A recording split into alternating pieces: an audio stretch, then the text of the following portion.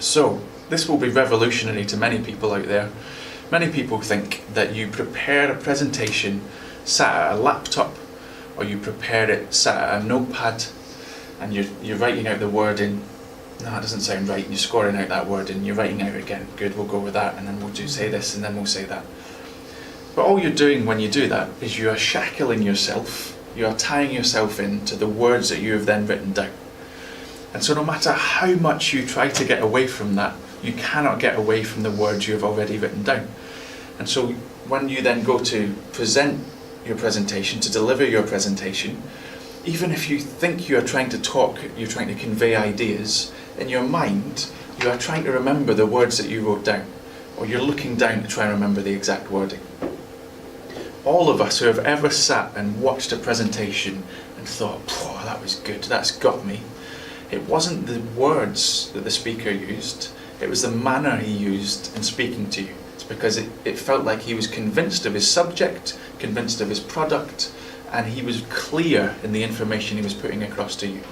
That will have been not because of the words, not because he had it written out word for word, but because he had a clear outline, and then he conveyed ideas rather than words. That's what we're going to try and achieve. And it's only if we use an outline and we practice using an outline that we can hit all the other keys in effective communication that we've already spoken about.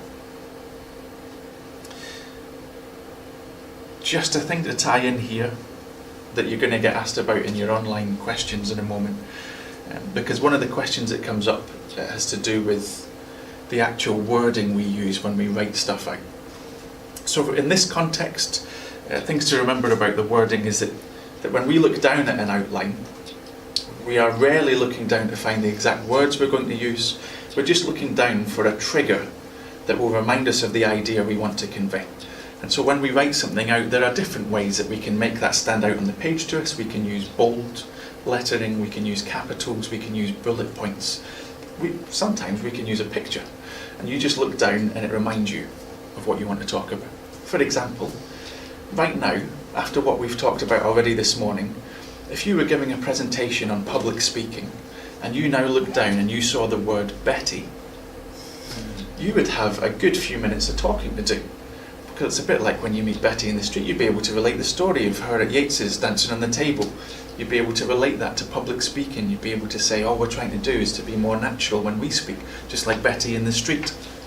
And all that's reminded you of that whole passage of your presentation is the word Betty. That's the power of an outline. You don't need to write all of that out, and as soon as you start talking, you'll be natural, your main points will naturally stand out. Does it make sense? And I think that's the way we'd all love to approach public speaking. So we're going to look at how to do it. So what does an outline involve? Always the same three sections.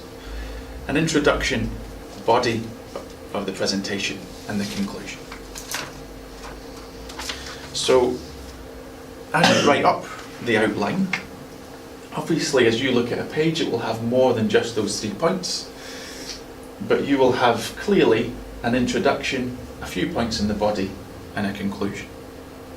Let's take the first part first, an introduction.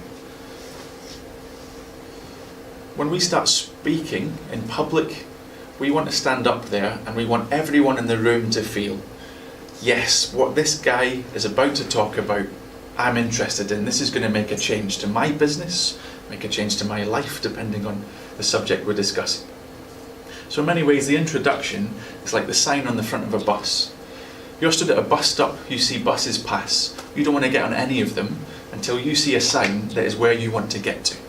That's all we're trying to do in an introduction, is to say, this is where we're going, and this is a place you want to go to. And so we want our introduction to have an impact immediately. So there are only a couple of parts in a presentation where we will memorize the words we're going to use. They are our opening words and our closing words.